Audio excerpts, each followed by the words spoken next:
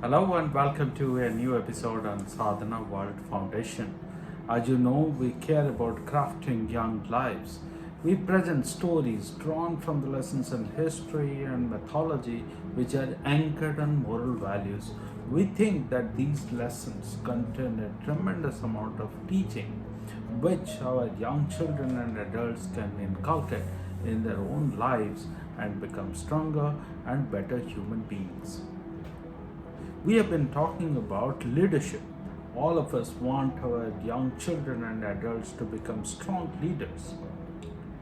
We all know that the strong leaders that we respect are people with integrity, are the people who consistently demonstrate very high levels of ethical standards. We also know that the successful leaders are those who are visionary, who are adaptable. Today, we are going to talk about a new dimension of successful leaders, that's resilience. All the great leaders that we respect are all resilient by themselves. Think of Odysseus from the Greek mythology. This character is the hero in Homer's Odyssey. Think of the challenges, the trials, the tribulations that Odysseus faced through his 10 years of journey after the Trojan War. There were monsters, there were various kind of battles, there were various kind of distractions on the way.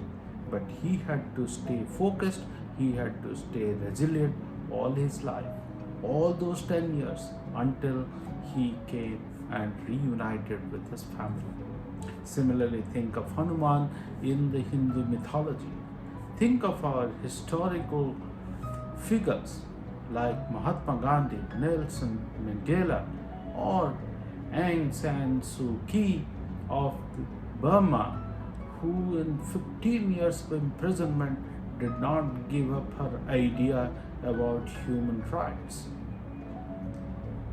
All through the years of imprisonment, she held on to it and she persisted with her non-violent resistance, and finally she was the victorious, and that is why she is respected amongst many of us. So I wondered, how does one become resilient? What is, after all, being resilient all about? It's about how do you deal with obstacles, how do you deal with challenges, how do you make rational decisions on the face of some of the most difficult scenarios.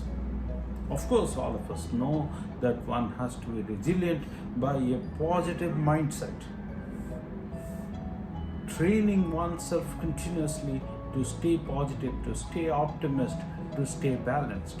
But how does one do all of these? This is, of course, easier said than done. So I looked at Srimad Bhagavad Gita, chapter number 16, where 26 noble qualities have been described.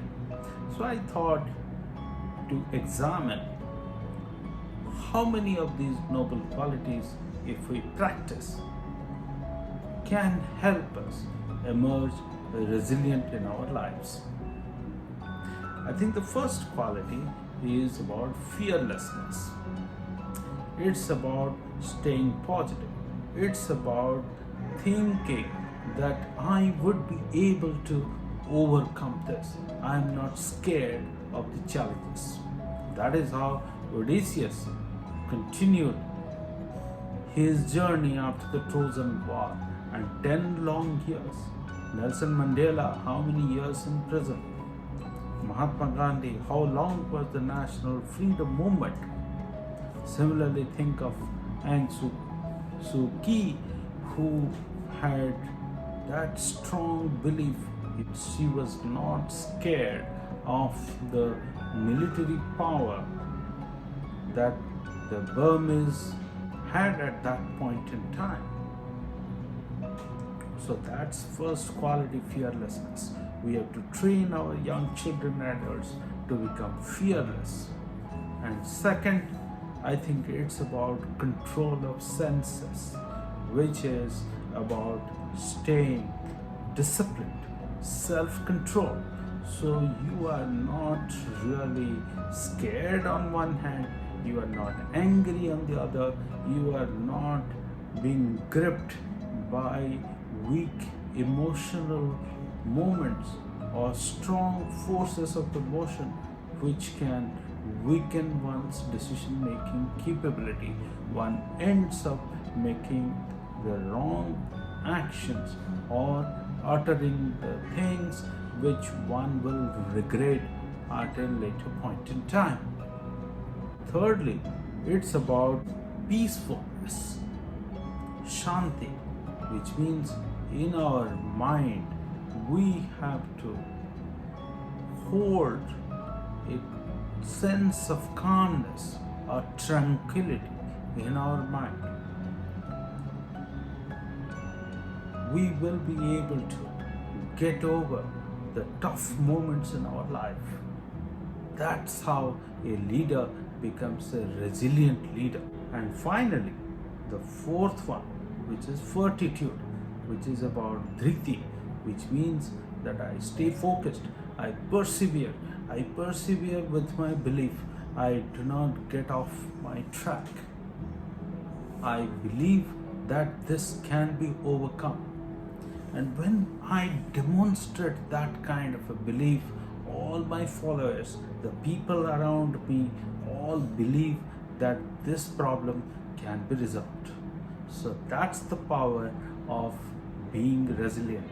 And all of us can train ourselves to become resilient leaders if we cultivate these four things right from our young days.